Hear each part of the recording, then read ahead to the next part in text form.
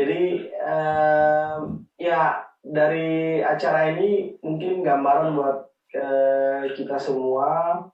Kami hanya berbagi pengalaman ya tentang beberapa kegiatan pelatihan-pelatihan yang kami lakukan bersama Mas Riza terkait dengan identifikasi karang. Jadi, nah pada tahun 2000 berapa ya kami bertemu dengan sebenarnya Russell udah bikin buku Coral Finder ini tahun berapa ya Mas Riza? Tahun 2010-an kali ya? Ya. Kayak gitu. Jadi Russell ini orang Australia, dia sebenarnya marine apa ya, geologis ya, orang geologis ya, tapi jadi science communicator. Minatnya ternyata ke ya science communicator. Jadi kalau dulu kami ada kuliah tuh di IPB Sex on the Reef. Kalau pernah nonton dulu sempat diputerin, itu animasinya dia yang buat itu. Nah dengan kemampuan dan pengalamannya sebagai science communicator, akhirnya dia membuat Coral Finder. Nah Coral Finder ini tadi menyederhanakan pengenalan karang, tapi levelnya sampai genus. Yang dari Veron tadi yang ya 1000 halaman gitu ya, 1000 lebih halaman dipampatkan lagi menjadi sekitar 20 atau 29 halaman untuk mengenali atau menjadi guideline untuk identifikasi karang. Nah dari sini dia hanya membuat khusus yang Indo-Pasifik. Jadi memang di daerah kita berarti. Nah, ini sangat membantu dengan apa yang dia buat. Ya, jadi dia membuat ini juga passion aja gitu. Jadi dia buat terus kalau ada donor yang membiayai dia terima, tapi kalau nggak ada ya dia dalam mencetak buku dan lain-lain dia gadein ya. Jadi kenapa kami bisa jadi trainer, jadi kayak apa ya Mas ya, keberuntungan aja lah kita ya Mas ya. TOT-nya di Fiji gitu ya, dan ya di situ sama ada orang LSM dan lain-lain. Nah jadi karena dia orang Australia ke Fiji itu yang lebih dekat juga gitu. Jadi akhirnya kami di situ berkesempatan dan memang diajarkan untuk bagaimana mendelivery pelatihan Coral Finder ini, dan kayaknya dari seluruh peserta itu, even dari Russell kayaknya kita yang lebih banyak ya Mas ya ngadain pelatihan ya. Di antara peserta-peserta lain itu belum ya karena keterbatasan waktu dan lain hal mereka tidak melakukan pelatihan-pelatihan seperti itu, belum berkesempatan. Nah ini lanjut. Ini ada Emre juga, kita dapat kesempatan belajar langsung dengan Emre Tura. Ya, jadi Emre ini salah satu saintis yang cukup banyak berkecimpung di koral ya, identifikasi koral di dunia gitu. Dia menemukan beberapa spesies beberapa spesies yang ada di dunia gitu. Salah satunya Euphilia baliensis. Nah, ini yang ya cukup leading, dan ternyata koral spesialis ya, taksonomis di dunia itu ya tua-tua gitu, kayak Emre. Nah ini Coral Finder, apa sih yang ada di Coral Finder? Itu Coral Finder ini seperti yang saya sampaikan, level identifikasinya itu adalah sampai genus ya. Nah kenapa stop sampai genus? Karena dari genus inilah merupakan pintu dari menuju ke spesies-spesies. Jadi ini udah sangat membantu gitu ya, seperti saya ceritakan tadi bahwa misalnya Mas Riza atau saya gitu ya, untuk memahami genus itu aja, mengidentifikasi genus itu supaya yakin ya, dan firm, itu butuh ya cukup lama lah gitu, belasan tahun gitu.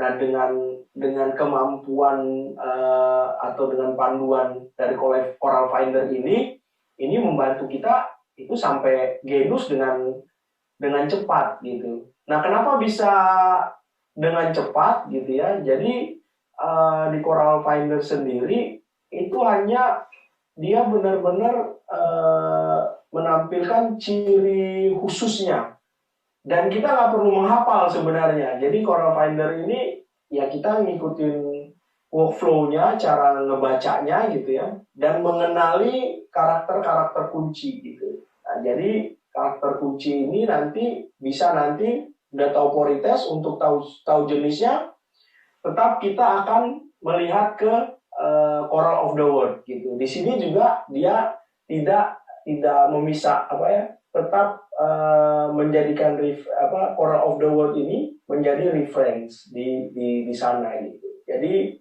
benar-benar menjadi suatu guideline buat kita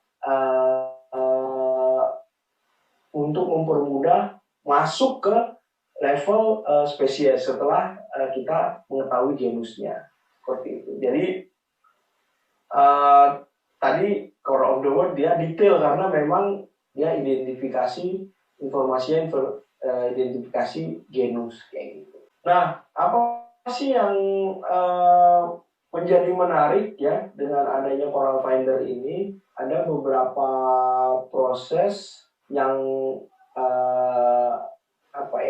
mempermudah kita dalam mengenali karang di genus. Nah, untuk Coral Finder ini untuk versi kedua ya, yang 2.0 ini dia bisa dibawa ke bawah laut. Jadi kita bisa benar-benar mengidentifikasi karang itu dengan panduan Coral Finder di laut gitu. Jadi dia anti air. Nah, setelah tahu, kalau kita ingin tahu setelah dapat genus ya, kalau kita ingin tahu spesiesnya, kita ke Coral of the World. Itu yang Coral Finder 2. Sedangkan Coral Finder 3 ini kelebihannya adalah dia banyak informasi foto yang baru diupdate, kemudian juga mengajarkan bagaimana cara mengambil foto di bawah air sehingga bisa diidentifikasi ya di Coral Finder. Jadi sebenarnya untuk sampai genus tinggal teknik fotografinya aja yang diperbaiki. Misalnya harus ada skalanya gitu ya. Jadi dibuat beberapa foto, ada close up, middle shoot, sama wide angle-nya gitu. Nah, ini bisa dengan Coral Finder ketiga atau kedua itu bisa diidentifikasi. Nah, Coral Finder ketiga ini dia nggak waterproof gitu, nggak kayak versi 2 dan versi satunya. Jadi dan sekarang saat ini yang banyak beredar adalah yang Coral Finder 3 gitu, yang diperjualbelikan. Nah, dari Coral Finder sendiri kita bisa mengidentifikasi hampir dari 70 genera yang ada di Asia Pasifik. Jadi teman-teman dengan pelatihan, sebenarnya kalau pelatihan sendiri sih sebenarnya membantu mempercepat aja dalam memahami bagaimana proses identifikasi di Coral Finder ini, seperti itu. Nah, kalau kita memahami, kita bisa mengidentifikasi ya hampir dari 70 genera yang ada di Asia Pasifik. Jadi ini sangat-sangat membantu informasi. Misalnya ini pun Coral Finder ini bukan tadi ya, cocok sekali dengan apa yang ya siapa aja yang hadir di sini. Jadi ini untuk orang yang benar-benar pemula itu bisa gitu ya. Jadi nggak harus orang yang sudah terlatih dan udah ada informasi lebih awal, malah lebih mudah melatih yang baru gitu, karena dia belum ada informasi awal yang mungkin akan berbeda dengan sistem di Coral Finder gitu. Nah, jadi jangan khawatir, ini bisa digunakan oleh orang awam sekalipun kayak gitu. Nah, jadi ya ini sangat sangat mudah karena dia visual tools ya, tulisannya sedikit, dia banyak gambarnya seperti itu. Nah, sebagai bocoran akan ada Coral Finder 4. Nah, ini dari Coral Finder sendiri hanya beberapa istilah ya, mungkin nggak lebih dari 20 istilah. Yang paling basic itu adalah pengenalan bagian-bagian karang ya. Jadi ada polip, ada corallites gitu ya, atau skeleton, lalu ada mulut ya, ada tentacle, wall gitu ya. Nah, istilah-istilah ini memang yang paling penting gitu ya untuk mengidentifikasi karang. Lalu tentang coral branching, misalnya axial coral dan radial coral gitu ya. Nah, ini menjadi penting informasi-informasi awal, dan ini nggak banyak informasinya yang perlu diketahui dari awal. Ya, yang paling dasar adalah yang gambar yang besar di dalam kotak yang besar ya, tentang stony coralnya gitu. Tapi ini akan dilatih terus. Pada intinya mengidentifikasi karang adalah tadi melihat coralit ini, sama beberapa tips pada genus-genus tertentu itu ada istilah-istilah yang nggak terlalu banyak gitu ya, yang untuk mengenali genus-genus yang khas seperti itu. Ini beberapa pelatihan yang kami lakukan. Ini yang paling kiri bawah ya, atau kanan bawah ini, itu di Pulau itu yang pertama kali di Indonesia bulan apa dia mas? November ya? 2012. November 2012 ya. Kemudian di Wakatobi. Lalu ada di Tulamben lagi. Di sini ada Tulamben lagi, itu dosen-dosen. Terus di Wakatobi lagi gitu ya, dengan dosen-dosen juga dan stakeholder di Wakatobi, lalu di Ternate, kemudian di Manado yang paling terakhir. Kami paling banyak melakukan pelatihan itu di Bogor bersama FDC, karena pertama waktu yang menjadi concern. Yang kedua, memang secara pelatihan sendiri kita kan sebenarnya yang dibutuhkan itu Coral Finder-nya. Nah, jadi akses terhadap Coral Finder ini kadang-kadang orang karena harganya lumayan gitu ya, hampir 1 jutaan ya mas ya terakhir ya. Yep. Nah, itu banyak yang jadi pengen pelatihan tapi nggak mau punya Coral Finder-nya gitu. Nah, kayak kami sendiri, saya Mas Riza di lab itu ada Coral Finder yang bisa dipakai, dan biasanya ya pelatihan ya free aja ya mas ya. Yang penting kita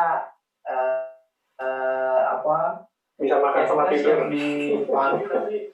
Nah, itu tadi akomodasi misalnya selama di sana, di tempat pelatihan sama transport pun di sana itu ada yang menanggung gitu. Jadi karena kami pun mendapat pelatihan ini ya free gitu, nggak membayar gitu ya, dan nggak ada iuran wajib untuk sebagai trainer gitu. Kami sih berharap kami akan mungkin ya maksudnya menginisiasi training for trainers ya.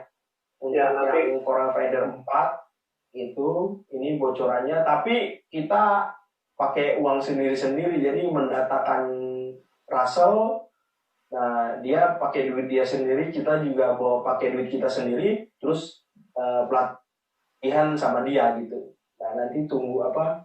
Ya, nanti kami akan infokan lah itu kapan gitu.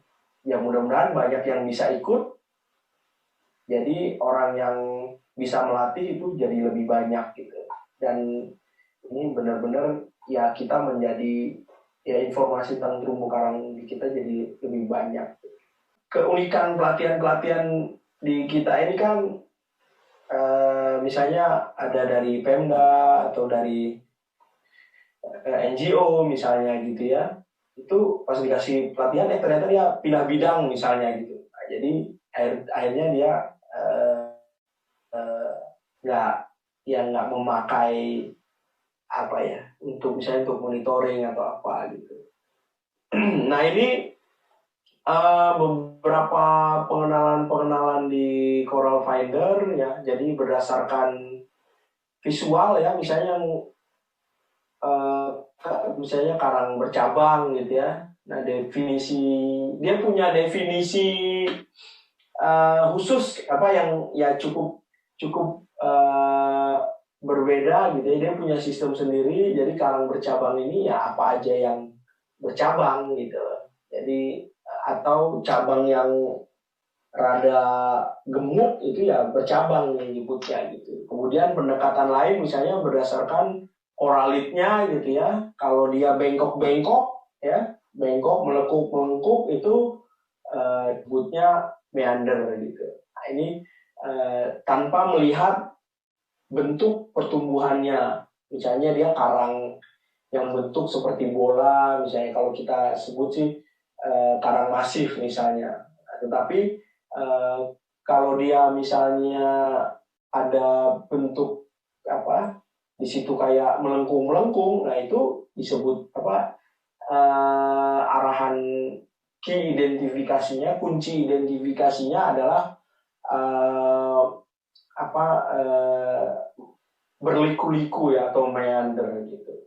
Ada juga misalnya berdasarkan kemunculan polipnya gitu. Nah itu juga jadi ciri khas yang benar-benar terlihat oleh mata kita. Jadi istilahnya apa ya, visual decision tools gitu. Jadi benar-benar dia Coral Finder ini visual, kata-katanya nggak banyak gitu. Jadi kita mengidentifikasi benar-benar ke sana gitu. Jadi buat teman-teman penggiat identifikasi yang hobi mengidentifikasi, kita terus bersemangat gitu ya.